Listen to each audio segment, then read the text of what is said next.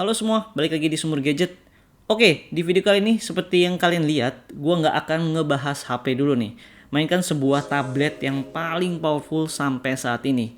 Ini adalah iPad Pro 11 versi 2021. Dan apakah masih worth it dibeli di tahun 2022? Yuk kita bahas.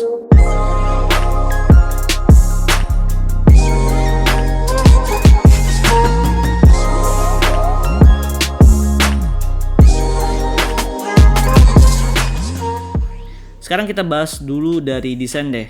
Gue pribadi suka banget sama desain produk Apple sekarang ini. Framenya udah balik lagi ke kotak dan ini tuh ngingetin gue sama desainnya iPhone 5s dulu gitu. Apalagi warna space gray-nya Apple dari dulu selalu ngasih kesan yang elegan. Tablet ini tuh feel-nya di tangan premium banget yang pastinya, dan menurut gue ukuran 11 inch ini adalah ukuran yang paling pas kalau dipakai untuk mobile. Karena nggak terlalu besar di tangan dibanding yang versi 12,9 inch-nya. Untuk ukuran tebal tabletnya juga masih termasuk tipis banget, cuman di 5,9 mm aja. Untuk iPad Pro yang gua review kali ini adalah yang versi Wi-Fi only ya, dan iPad Pro 11 ini sebenarnya ada dua varian. Yang pertama ada yang Wi-Fi only, dan yang kedua ada yang Wi-Fi plus selular. Saran gua kalau misalkan kalian tipe yang gunain tablet ini untuk mobile dan dibawa kemana-mana, mending langsung ambil yang versi Wi-Fi plus selularnya aja, biar kalian nggak perlu repot-repot cari koneksi Wi-Fi. Lagi pula versi yang selular udah support 5G kok. Move ke bagian display. Sayang banget sih untuk yang varian iPad Pro 11 inch ini kita nggak dikasih panel yang sama dengan yang versi 12,9 inch-nya, yaitu Liquid Retina HDR. Tapi di sini kita cuma dikasih yang Liquid Retina IPS LCD aja, dan sebenarnya nggak masalah sih dengan panel IPS ini. Ini udah termasuk panel IPS paling bagus lah dari Apple. Dan di layarnya ini udah support Dolby Vision, HDR10, ProMotion Display 120Hz, dan untuk tingkat kecerahannya sampai 600 nits. Kalau dipakai untuk multimedia udah enak banget kok. iPad Pro ini sebenarnya dibeli untuk abang gua yang profesinya itu adalah seorang ilustrator. Dengan adanya software seperti Procreate dan Apple Pencil 2, gambar di iPad Pro ini terasa lebih mudah dan feel-nya itu natural banget. Dan saran gue kalau misalnya kalian beli iPad Pro ini untuk dipakai gambar, kalian bisa cobain pakai anti-gores yang namanya Paperlike. Kelebihannya pakai anti-gores kayak gini tuh adalah feel-nya itu kalau misalnya kita pakai gambar kayak gambar di atas kertas beneran, dan yang pastinya nggak bikin licin juga. Oh ya, karena ini udah Apple Pencil 2, mau ngecas tinggal tempel aja langsung kayak gini. Masuk ke bagian performance. Ya, ini kenapa gue bilang tablet ini adalah tablet paling kenceng di muka bumi saat ini. Karena di dalam tablet yang tipis ini tertanam chipset paling canggihnya Apple, yaitu M1. Chipset yang sama dengan MacBook Pro, MacBook Air, atau New Mac 2021. Skor Antutunya sendiri tembus sampai 1 jutaan. Untuk varian 128GB ini punya RAM sebesar 8GB. Kalau dipakai untuk multitasking atau edit dan rendering video udah pasti ngebut juga. Yang gue senang di sini adalah untuk konektivitasnya dia udah pakai USB Type-C, dan ini juga support Thunderbolt 4 ya.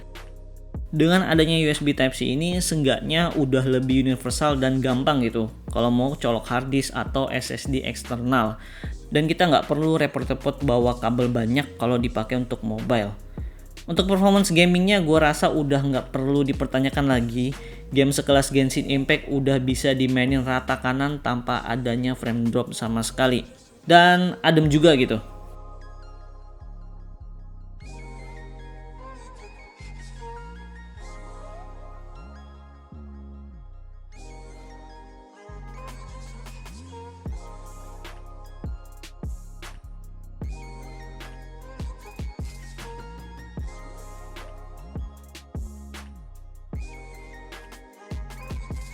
Masuk ke bagian kamera. Untuk kamera belakang di sini ada dua lensa. Untuk lensa utama atau lensa wide beresolusi 12 megapiksel di f1.8, dan lensa kedua ultra wide resolusi 10 megapiksel di f2.4. Dan yang kerennya di sini kita juga dikasih LiDAR sensor yang fungsinya cukup penting kalau dipakai foto atau video di keadaan low light. Jadi hasilnya bisa lebih tajam dan bagus. Oke, berikut gue kasih untuk hasil foto dan videonya.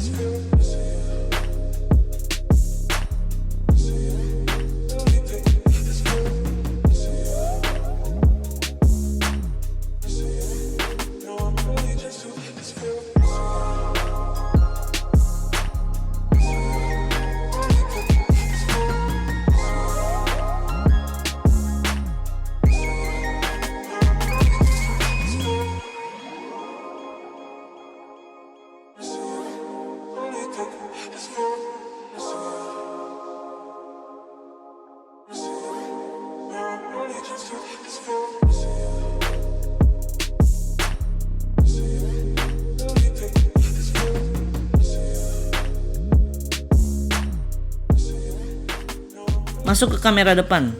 Nah, ini juga cukup menarik nih. Untuk resolusinya di 12 megapiksel f2.4, ultra wide sampai 122 derajat. Gokil loh.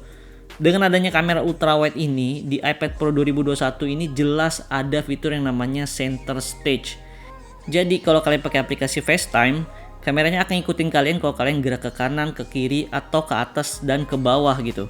Dan fitur kayak gini tuh kepake banget kalau kalian lagi Zoom meeting atau mungkin punya profesi sebagai pengajar.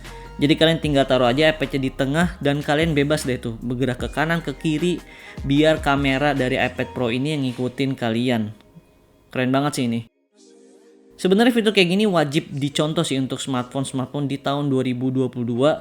Nggak cuma kamera belakang aja, tapi di kamera depan juga dikasih ultra wide dan ada fitur kayak gini gitu.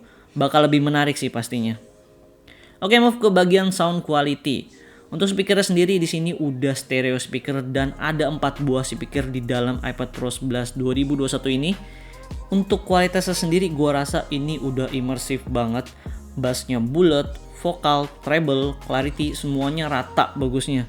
Gue pribadi suka banget sama kualitas speakernya ini. Apalagi kalau misalnya dipakai main game itu asik banget loh.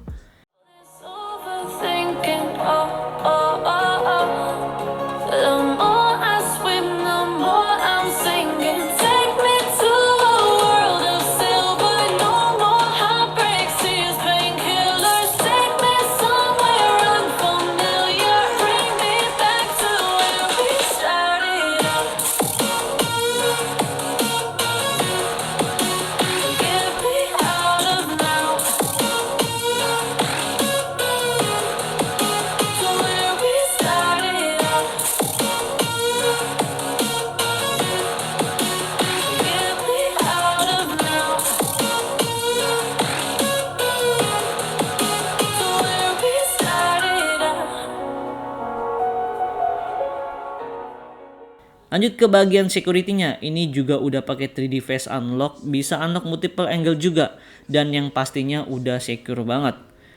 Oke, masuk ke kesimpulan. Sampai di tahun 2022 ini, iPad Pro 11 2021 ini masih jadi iPad Pro terkencengnya Apple. Dan gua rasa pasar dari iPad Pro ini lebih segmented ya. Itu untuk orang-orang yang punya pekerjaan cukup berat dan pengennya tuh simple dan mobile juga. Mau editing video 4K, editing foto, multitasking, main game sekelas Genshin Impact, itu pun bisa dihandle dengan iPad Pro ini tanpa adanya masalah. Atau bahkan kalau kalian punya profesi sebagai ilustrator, dengan adanya software-software gambar kayak Procreate dan pakai Apple Pencil 2, ini tuh bener-bener bisa ningkatin produktivitas kalian sebagai ilustrator juga loh. Dan apakah worth it dibeli di tahun 2022? Jawaban gue sangat worth it. Karena jujur, chipset M1 ini di iPad Pro 11 2021 ini bener-bener kenceng dan adem pula. Gua rasa umurnya juga masih panjang banget dan balik lagi sih, apakah kebutuhan pekerjaan kalian bisa dipenuhi hanya dengan tablet seperti ini atau enggak, karena harganya yang cukup mahal. Oke, segitu aja review singkat gue di iPad Pro 11 2021 ini. Semoga bermanfaat. Thank you banget yang udah nonton sampai habis dan jangan lupa subscribe. Gue Tian dari Sumur Gadget, pamit.